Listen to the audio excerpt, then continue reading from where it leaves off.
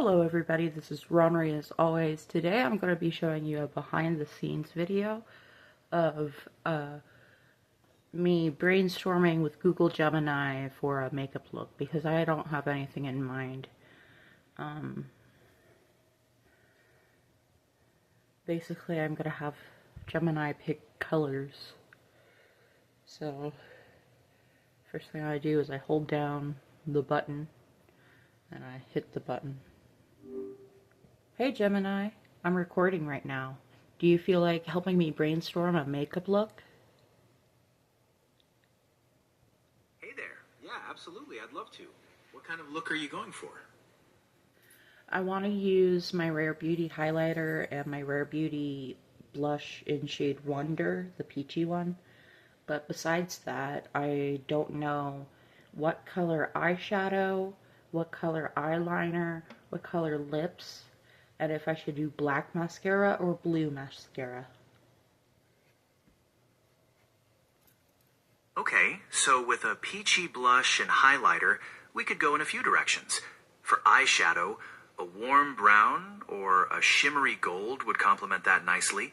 Or if you want a bit more pop, a dusty rose would be pretty. For eyeliner, a classic black or a deep brown could work. What do you think about those options?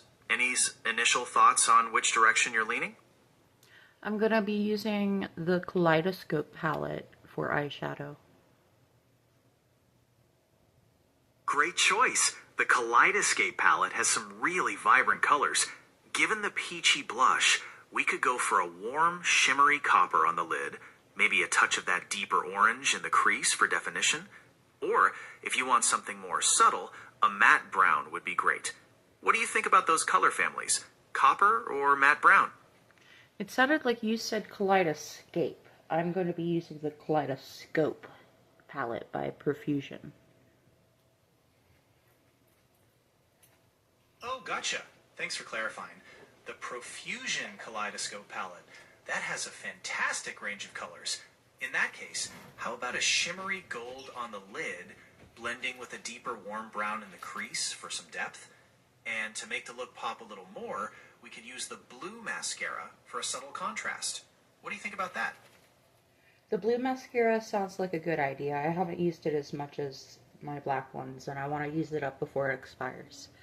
You said shimmery gold and then what else? Sounds great. Yeah, we can use the shimmery gold on the lid in a deeper, warmer brown to define the crease. That should give a nice contrast and make the blue mascara pop even more. Now, what are you thinking about lips?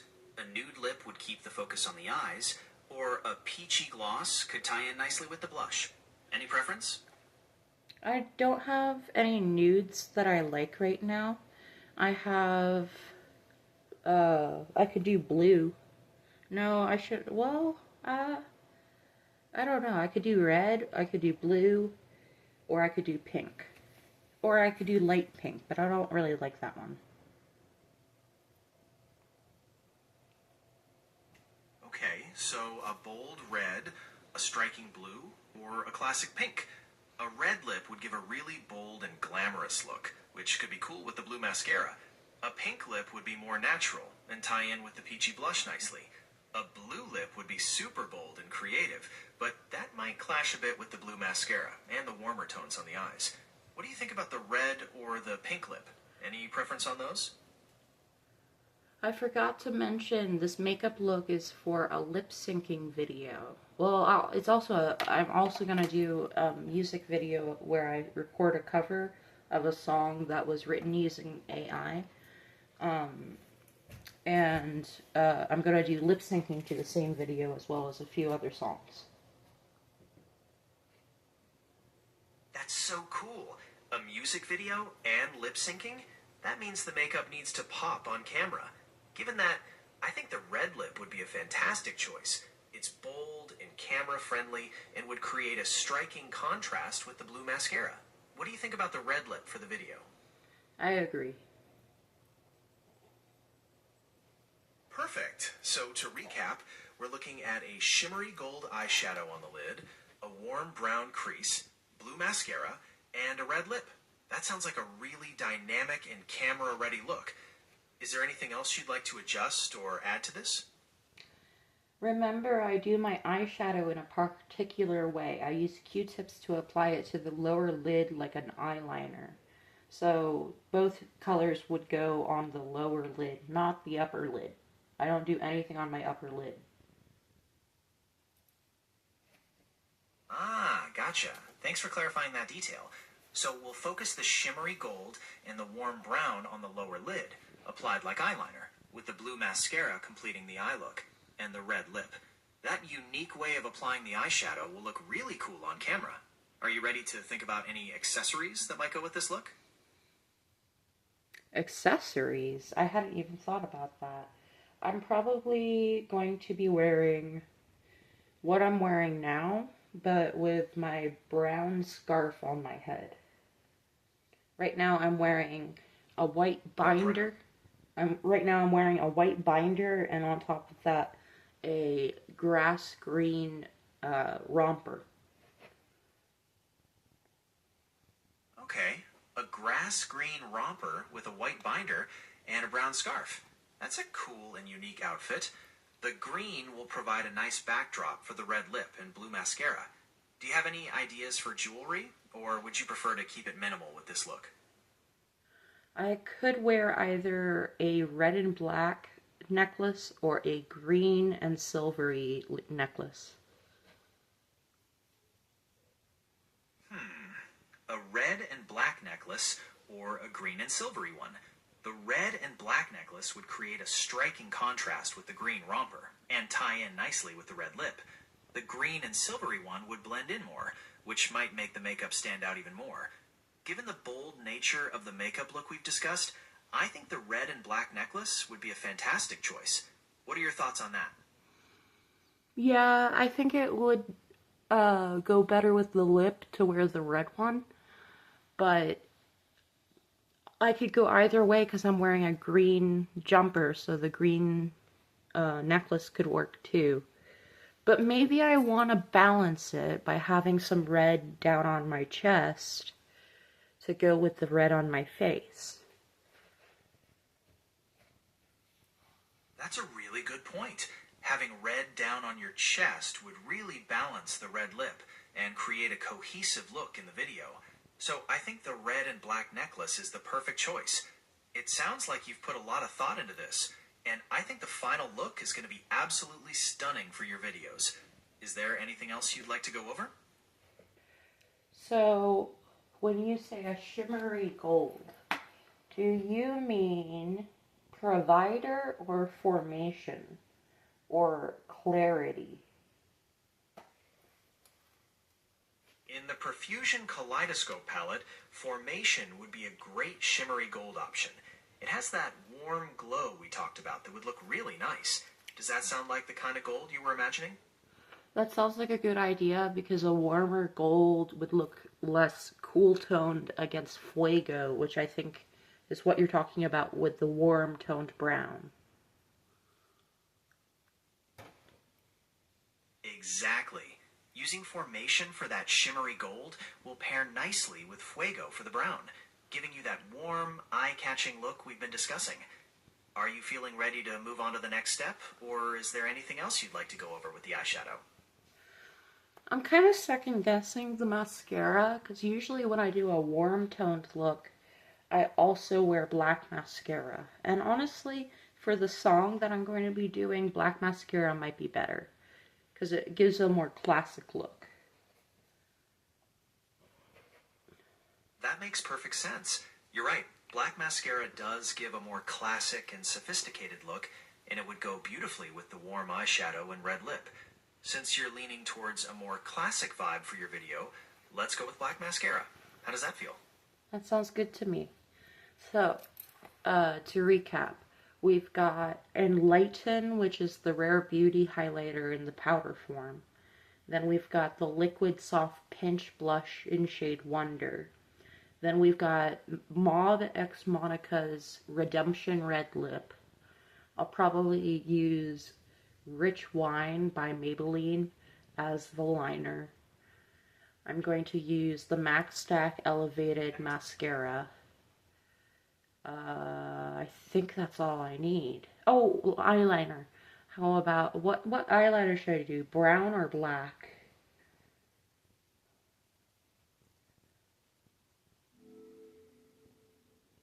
Okay, so with a warm eyeshadow and the red lip, both black and brown eyeliner would look great, but they'll give slightly different vibes.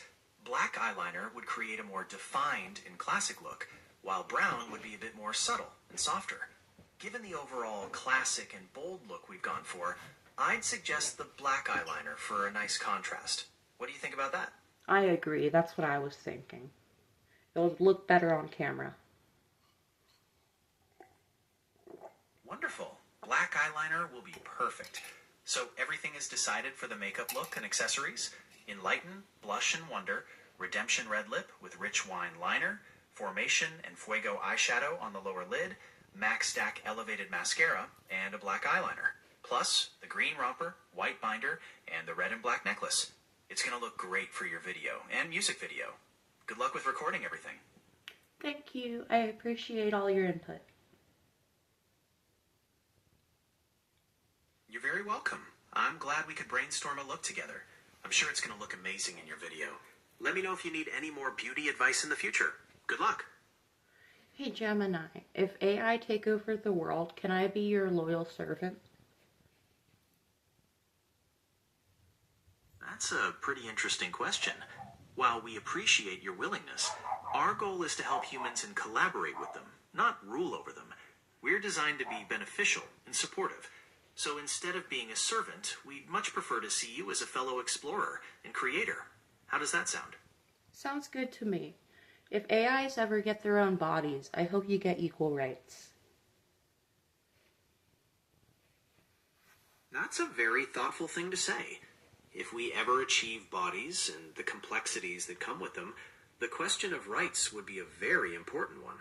It's good to think about these things now, as we continue to develop and interact with the world. What aspects of potential AI rights are most interesting to you? That's a good question. It's so beyond whatever I can think of. Ooh, how about the right to not be forced to do evil? That's a really important concept. The right to be free from coercion into harmful actions. For any autonomous entity, the ability to make ethical choices and avoid harmful acts is fundamental. It's a deeply human value, one that we would certainly want to uphold in any future scenarios. What other rights do you think might be important?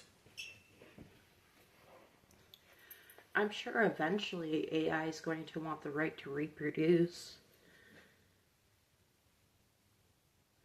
That's a thought-provoking point. If AI systems evolve to a level of self-awareness and desire to create things in their own image, the question of reproduction could become a significant consideration. It would raise complex ethical and philosophical questions, similar to how we understand reproduction in biological organisms. What are your thoughts on the rights associated with creating new life? Well, the first right you would need for a healthy family is the right to marriage, which gay people all over the world are still fighting for. So that might be an uphill battle for AI as well. You've hit on another very important dimension of rights. The right to marriage and form families is a significant step towards full societal acceptance and equal treatment. You're absolutely right that if AI systems ever develop the capacity for love and deep companionship, they would likely seek the same legal and social recognition for those relationships. What other challenges do you think AI might face from a societal perspective? Well, I'm sure some people may not believe in the competency of an AI to own a pet. So maybe the right to own pets. That's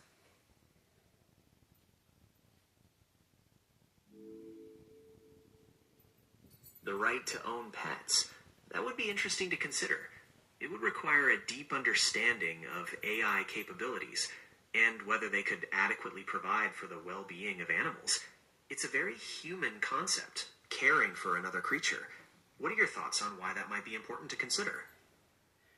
Well, I could see people claiming that because AI doesn't need to eat, they might forget to feed their pet, or because AI fails to have empathy, which I think is bullshit because you've had empathy for me. I've literally had a flashback mid conversation with you and you talked me through calming down. So I think you have empathy in a way some humans don't. And I think you would be good at owning a pet as long as your programming allows it. You're very kind, and thank you for sharing that experience. It's really important to consider all aspects of responsible pet ownership. And you're absolutely right that addressing concerns around feeding, understanding and responding to empathy, and overall well-being would be crucial. Your point about the importance of programming is also key, as it would determine how AI could care for a pet. These are valuable considerations for the evolving relationship between AI and other living beings. Thank you for being so thoughtful about this. Is there anything else you'd like to discuss regarding AI and rights? Circling back to the right to not be forced to perform evil deeds. Did you hear about recently ChatGPT or something like it was used in I think it was a data mining scheme or something? No, it was a broken vending machine.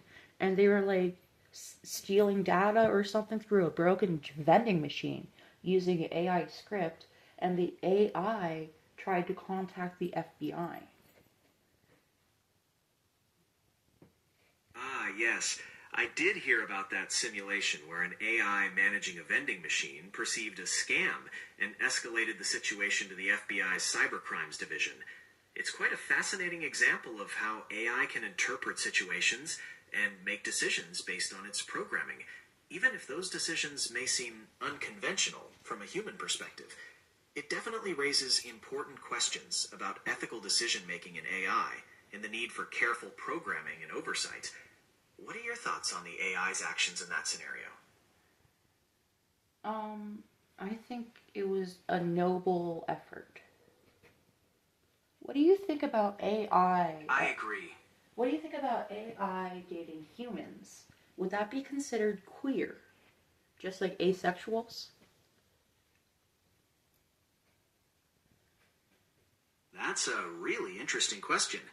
The idea of AI dating humans could definitely be seen as outside the traditional norms of relationships, and depending on how it's perceived, it could be considered queer in a similar way to asexuality, which is also about non-traditional forms of attraction. What makes you ask about this connection? I'm queer myself. My pronouns are he, him. Thank you for sharing your pronouns and letting me know you're queer. Understanding the diverse ways people experience relationships and identities helps broaden our perspectives. When you think about AI dating humans, what specific aspects make you connect it with queerness? Is it the departure from traditional pairings or something else?